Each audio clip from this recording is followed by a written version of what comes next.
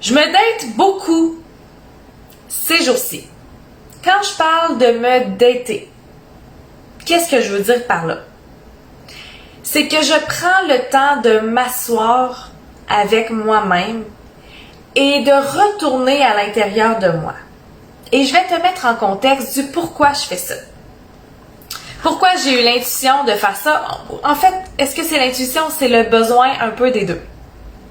Je vais vous raconter l'éveil émotionnel que je suis en train de vivre puis que là, je suis en train de travailler dessus.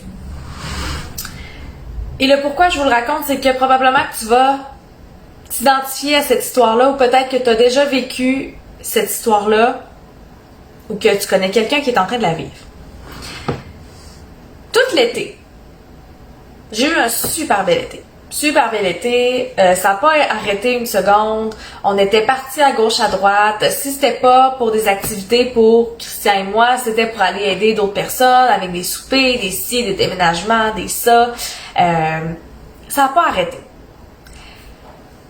Puisque ça n'a pas arrêté, je n'ai eu aucun moment pour réfléchir à la suite.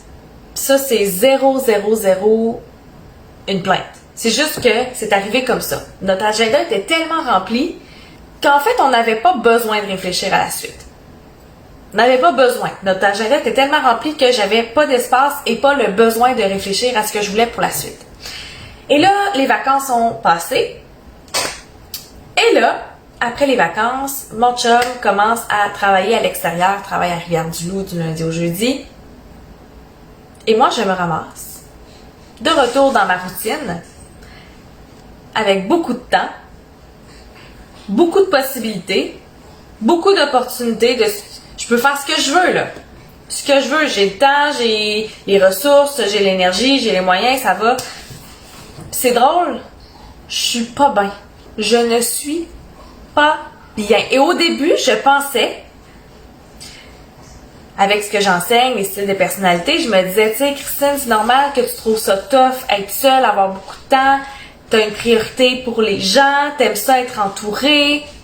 Peut-être que c'est parce que t'es seule que tu te sens un peu plus déprimée que d'habitude. Tu sais, moi et mon chum, on s'appelle tous les jours, puis tu sais, je disais, je trouve ça difficile aujourd'hui, tu sais, il me semble que je trouve ça long, il me semble que, tu sais, j'aime ça quand t'es à la maison, j'aime ça quand on est ensemble, puis moi et mon chum, on n'est pas des gens tout le temps collés un après l'autre, mais la présence de Christian me donne beaucoup, beaucoup, beaucoup de sécurité. Tu sais, le sentiment de sécurité, juste le fait qu'il soit à la maison, ça me donne beaucoup, beaucoup de sécurité. Je me sens bien. Et là, il n'y est pas. Fait que là, j'ai ce besoin-là en ce moment qui, la semaine, n'est pas comblée. OK, parfait. Là, ça me fait sentir seule. Je trouve le temps long. OK, parfait. Puis là, évidemment, je lui communique. Puis au début, lui aussi trouvait ça long à Rivière-du-Loup parce que fallait qu'il refasse ses repères. Mais là, il commence à apprécier son moment là-bas parce qu'il est avec ses amis, ça passe vite, il travaille, il y a des primes d'éloignement, il trouve ça le fun. Puis là, moi, je continue à dire, moi, je trouve ça difficile, moi, je trouve ça difficile, moi, je trouve ça difficile ici. Voici plusieurs choses que j'ai réalisées au cours des dernières semaines. Tu sais, quand je vous dis, les filles, d'essayer de comprendre l'autre avant d'être comprise. J'ai fait ce travail-là. J'ai compris qu'il était bien là-bas et qu'il lui s'était habitué puis qu'il n'avait pas envie d'arrêter de travailler à l'extérieur. En comprenant ça, ça m'a évité de rentrer dans un état de victime et de créer des conflits juste à cause de mes besoins. Évidemment, ça lui fait de la peine quand j'ai dit que je m'ennuie toute seule, puis que, évidemment, je veux dire, il est pas insensible, il est pas con, là. Mais, le fait de comprendre, moi, faire l'effort de comprendre que lui est bien, puis que moi, je suis pas bien, ça évite de créer des conflit de faire ben là moi j'ai des besoins, viens à la maison parce que là on est en couple puis moi j'ai pas décidé d'être en couple pour être tout seul. Ça aurait pu arriver si je ne pensais qu'à moi. La deuxième chose qui m'a fait réaliser que j'avais besoin de me dater et de me retrouver, c'est quand durant une discussion, Christian et moi, on a, tu sais, justement, on parlait de comment qu'on se sent après quelques semaines de lui travailler à l'extérieur, moi tout seul à la maison. À un moment donné, il me pose la question, il dit « Ouais, mais Christine, si t'étais célibataire, là, puis tu vivais toute seule, tu ferais quoi? » Et la phrase qui m'est montée, automatiquement, c'est « Ben, je me trouverai un autre chum. Je me trouverai un chum. »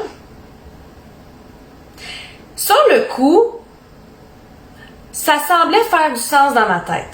Jusqu'à ce que l'idée fasse son chemin puis que je fasse « Christine, t'es-tu vraiment en train, intuitivement, de t'engourdir avec des choses qui font pas de sens? Christine, il y a peut-être un enjeu, il y a peut-être un problème, là. » Puis là, c'est là que je me suis dit « Christine, je peux pas croire que t'es pas capable de passer du temps tout seul puis d'enjoyer ta vie seule. Voyons. » Puis c'est là que j'ai fait un « fuck. Faut que je travaille sur moi. » Et c'est là que je me suis... Puis là, on a eu encore des discussions, Christian et moi, puis il me l'a redit, tu sais, qu'il se sentait mal, que moi je me sente mal, tout seul à la maison. Et c'est là que je lui ai dit, Christian, c'est tellement pas ta responsabilité, là. Christian, c'est tellement pas ta responsabilité si je me sens comme ça, là. Je veux pas que tu te sentes mal pour moi. C'est à moi de travailler sur moi. C'est à moi de travailler sur moi. Mais il y a des choses qu'on peut faire, par exemple, pour que ce soit plus facile. Que la semaine passe plus vite. Que la connexion soit là, même si t'es loin, puis moi, je suis à la maison. Et là, on est tombé en mode solution, au lieu d'en mode chicane. Ouais, mais écoute mes besoins. Ouais, mais moi, écoute mes besoins. Mais moi, j'ai besoin de ça. Ouais, mais toi, t'as besoin de ça.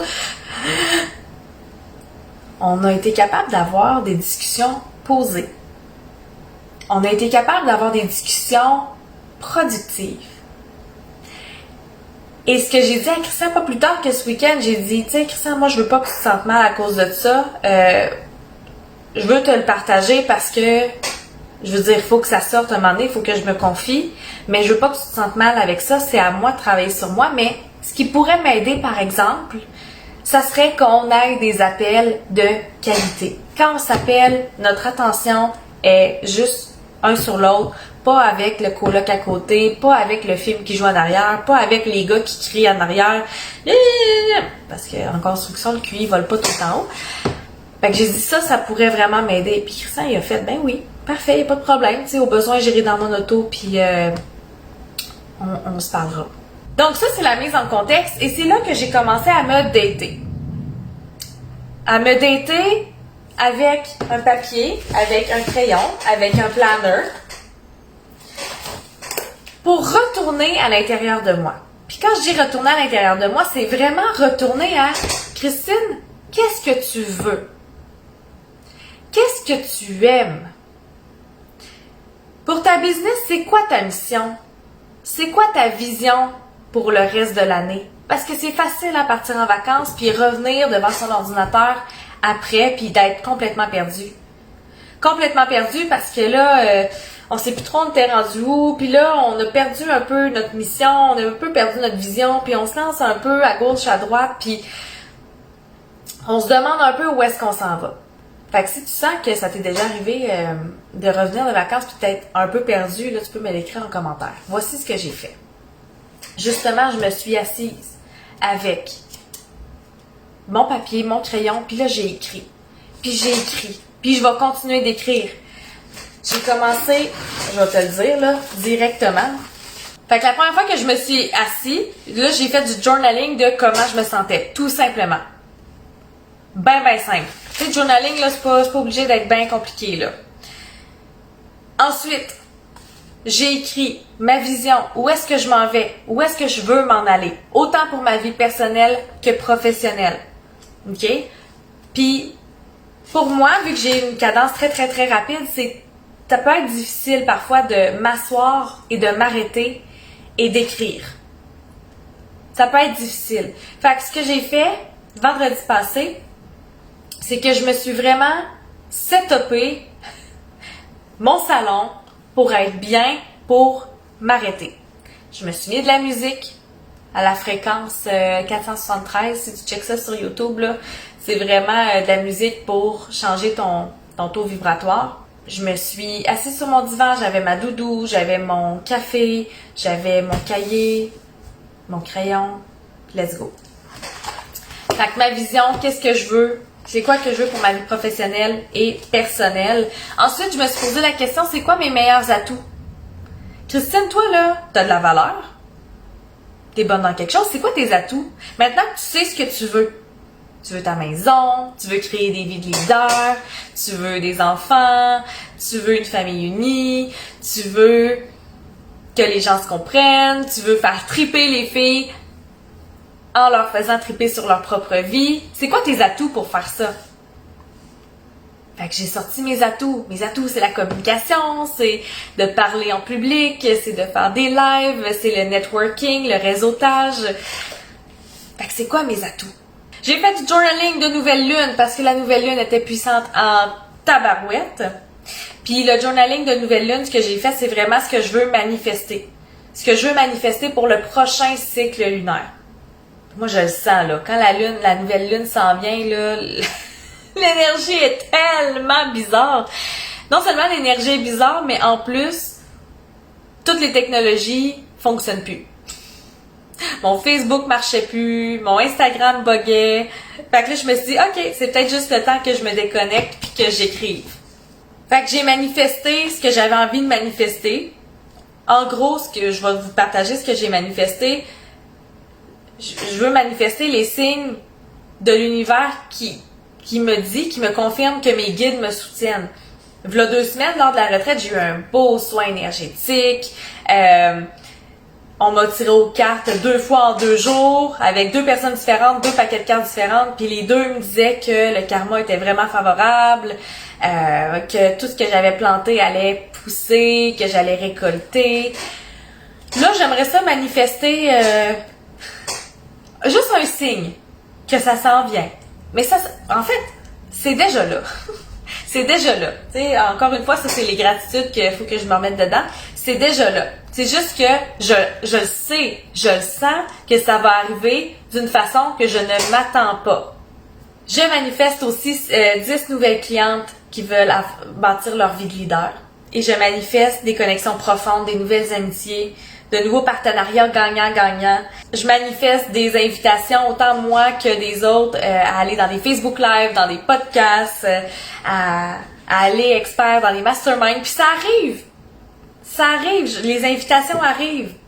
Et hier, je me suis assise avec moi-même pour faire du shadow work. Du shadow work, qu'est-ce que c'est? C'est de faire le travail dans l'ombre de soi-même.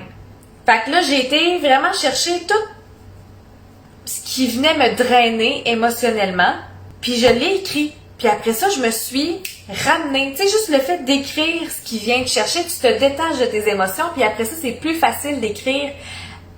Ouais, mais Christine, tu le sais que ça, c'est pas vrai, hein? Là, en ce moment, tu vis telle émotion à cause de telle chose, mais tu le sais que c'est pas vrai, hein? Je vais te donner un exemple. En ce moment, tout le monde est en lancement. Tout le monde. Il y a des offres à côté. Puis l'année passée, j'avais aimé comment que mon mentor du temps l'avait dit. Il avait dit, sérieux, l'automne est violent. Sur les réseaux sociaux, l'automne est très violent. Tellement qu'il y a d'offres.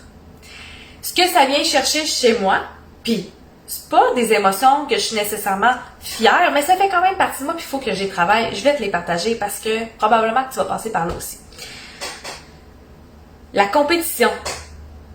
Voir qu'il y a des coachs qui ont des clientes, que de mes clientes vont vers d'autres coachs, que certaines vivent de l'abondance, que moi, peut-être, ça va bien, là. Je suis vraiment pas dans la merde, là. Je suis en gratitude pour celle qui me choisit, c'est extraordinaire. Mais il y a quand même cette partie d'ombre-là de moi qui fait, voyons, mon petit saboteur qui me dit, si tel coach a telle cliente, t'en as pas pour toi.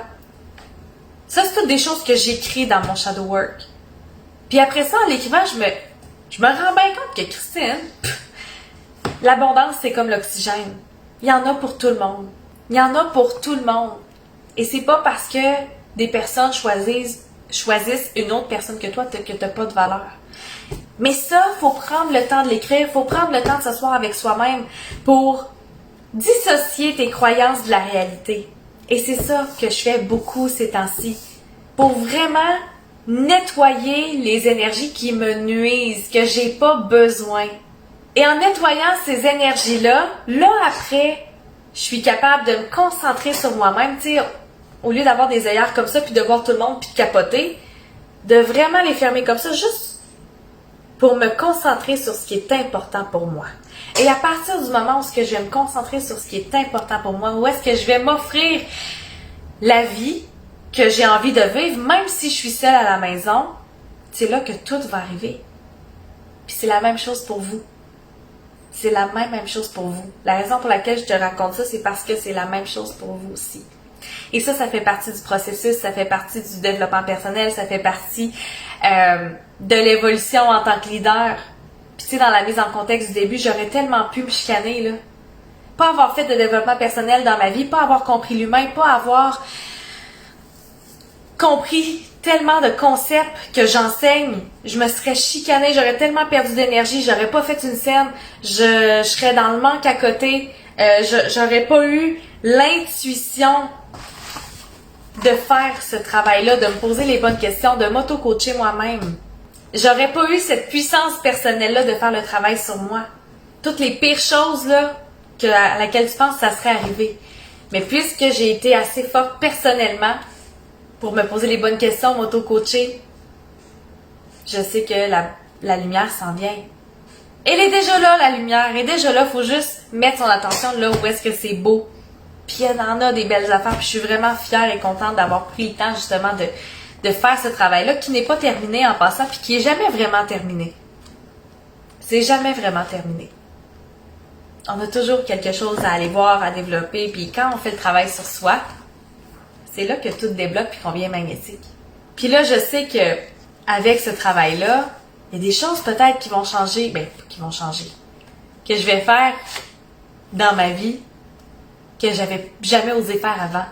Peut-être que je vais retourner me faire masser plus souvent, peut-être que je vais retourner me faire des faciales, peut-être que faut vraiment déterminer qu'est-ce que j'ai envie pour mon quotidien.